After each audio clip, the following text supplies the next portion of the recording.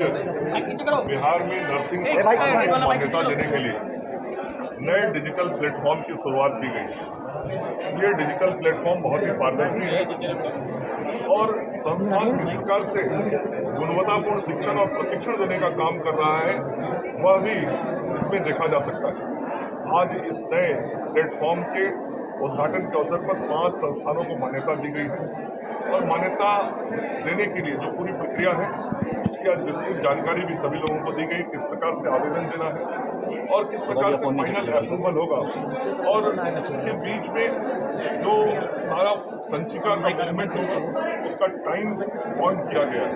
तो अब बिहार के अंदर स्वास्थ्य सेवा के क्षेत्र में जो संस्थान नर्सिंग कॉलेज इंस्टीट्यूट्स खोल के बच्चों को पढ़ाना चाहते हैं वो और बेहतर तरीके से लोगों को पढ़ा पाएंगे, उसकी मॉनिटरिंग भी डिपार्टमेंट ठीक तरीके से कर पाएगा और संस्था में किस प्रकार से सारी गतिविधियां चल रही हैं उसकी पूरी वीडियो रिकॉर्डिंग रहेगी। तो एक बहुत अच्छी व्यवस्था आज अपने मुख्यमंत्री श्री नीतीश कुमार जी के मार्गदर्शन में, उनके डायरेक्शन में हम सब लोगों ने शुरू किया है और इसका लाभ बिहार की नए युवा पीढ़ी को मिलेगा।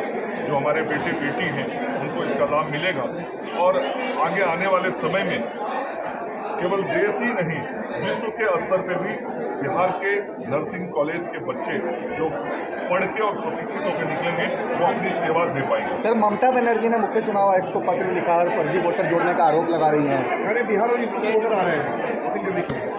ममता बनर्जी जी ने पिछले 15 साल में फर्जी आधार पर ही वोट जुगाड़ के अपनी सरकार बनवाई और लोकसभा और विधानसभा के चुनाव में वोट लेने का काम किया। इसी की तो तड़पड़ाहट उनके मन में आप लोग 3 महीने से देख रहे होंगे कि जब से चुनाव आयोग ने ट्रांसपेरेंट तरीके से फ्री और फेयर इलेक्शन कराने के लिए SIR का काम किया तो दिल्ली से लेकर कलकत्ता तक बिना मतलब का बयानबाजी, कार्यक्रम, आंदोलन, धरना कर रही थी। कहीं उनको कोई समर्थन नहीं मिला। कलकत्ता में धरने पर बैठी थी, कोई आदमी नहीं जाता था उनके धरने। क्या पोजीशन है बंगाल में सर? बीजेपी की बात करें, कोई व्यक्ति उनके धरने में नहीं जाता था और एक भी किसी व्यक्ति या संस्था ने आज तक SIR के संदर्भ में कोई विरोध में बयान भी नहीं दिया बंगाल में, सिवाय ममता बनर्जी। तो उनको साफ दिख रहा है कि जितना बांग्लादेशी घुसपैठियों को घुसा के उन्होंने वोटर बनाया था उसका नाम डिलीट हो गया, उनका वोटर हट गया, उनकी सत्ता जाने वाली है तो अनाप शनाप बयान दे रहे हैं। बंगाल की जो स्थिति है वो बहुत साफ है। बंगाल की जनता विकास चाहती है। 15 वर्षों के शासन में ममता बनर्जी जी ने पश्चिम बंगाल को पूरी तरीके से भ्रष्टाचार में ढकेलने का काम किया। एक भ्रष्ट सरकार ने वहाँ की सारी आर्थिक व्यवस्थाओं को तहस नहस कर दिया। कोई नया रोजगार नहीं मिल रहा है युवाओं को, कोई नए उद्योग नहीं खुल रहे हैं वहाँ पे। जो नौकरियां दी गई उसमें भारी भ्रष्टाचार हुआ और सुप्रीम कोर्ट शिक्षक भर्ती घोटाले के बाद जो सारी परिस्थिति बनी उसे पूरे देश ने देखा। तो ना तो नौकरी मिली, ना उद्योग मिला, ना नया रोजगार मिल रहा है और आज पश्चिम बंगाल के युवा पलायन करने को मजबूर हो गए। वही हालत पश्चिम बंगाल की हो गई है जो बिहार में कभी लालू प्रसाद जी के समय में हुआ करता था।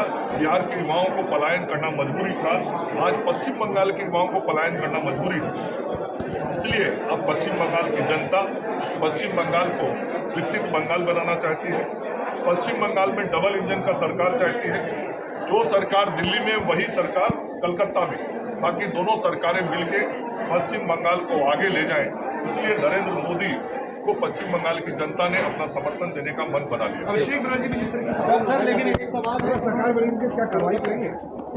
एक तथ्य और साक्ष्य पे जो संस्थाएं होती हैं तो प्रतिशोध का भाव रख के काम नहीं करती। हाँ, जिसने भी गलती किया तो जो गलती करेगा उसको गलती का सजा भुगतना पड़ेगा। लेकिन आज का विषय यह है कि प्रत्यक्ष रूप से दिख रहा है कि 15 वर्षों में TMC के शासन में कलकत्ता से लेके पश्चिम बंगाल के हर प्रखंड में लूट और भ्रष्टाचार का राज स्थापित है। अपराधियों का तांडव है।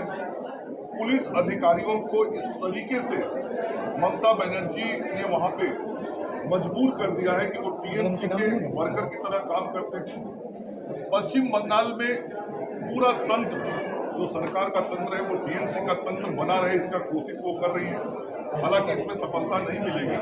पश्चिम बंगाल के पुलिस के लोग या पश्चिम बंगाल के अन्य सरकारी कर्मचारी हो, आज सबको मालूम है कि भारतीय जनता पार्टी की सरकार आएगी तो हमको 7th पे कमीशन का पैसा मिलेगा, और ममता बनर्जी की सरकार रहेगी तो हमको 7th पे कमीशन का पैसा कभी नहीं मिलेगा, क्योंकि ममता बनर्जी की सरकार अपने ही कर्मचारियों के खिलाफ सुप्रीम कोर्ट तक चली जाती है। इसलिए आज वहाँ का जो पुलिस है, कर्मचारी है, वो सब भी विकास के साथ जुड़ के नरेंद्र मोदी जी को अपना नेतृत्व देने का मन बना